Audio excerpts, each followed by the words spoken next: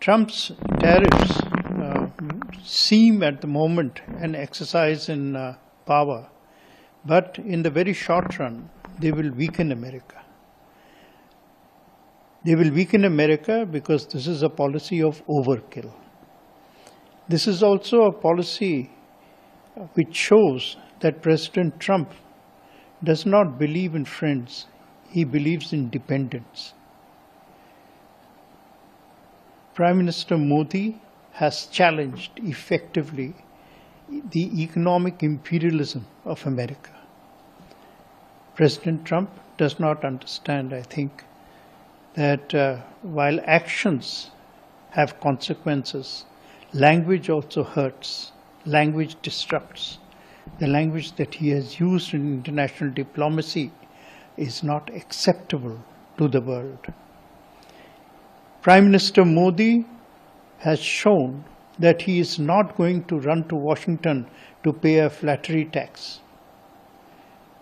India will not bow down even before a man who expects genuflection as the starting point of negotiations.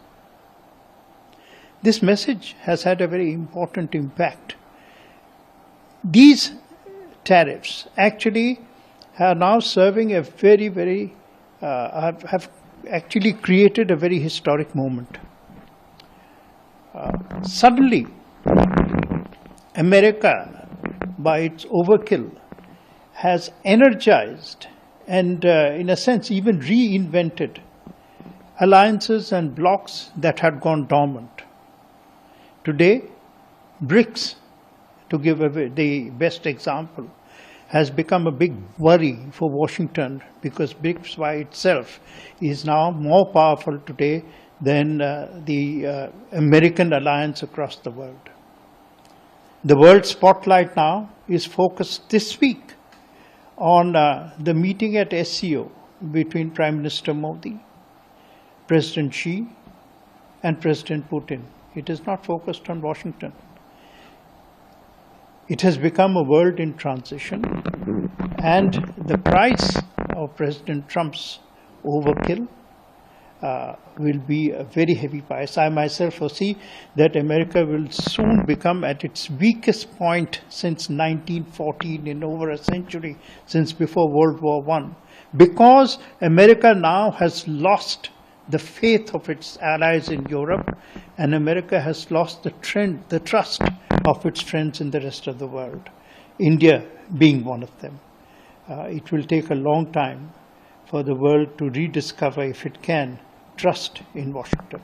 It will have some disruption on those specific items, but the extent of quote-unquote damage to our international trade is certainly not as significant as some people might want you to believe. This is not a very large amount in terms of the total of India's international trade. And in any case, I think more important is the fact that the logic of the American argument for these tariffs has collapsed under the glare of facts and truth. Is it being done because we buy oil from Russia? Germany has been buying oil from Russia all through the war. Why are there no 50% tariffs on Germany? China buys more gas and energy from Russia than we do. Why is President Trump uncertain and seems even insecure with China? In fact, he suddenly gets into his provocative mood and has said that China will get 200% tariffs if it doesn't sell a particular kind of rare earth. Well, one of the consequences of tariff turbulence is that India and China have revived a cooling relationship. And this revival has had enormous significant geopolitical impact.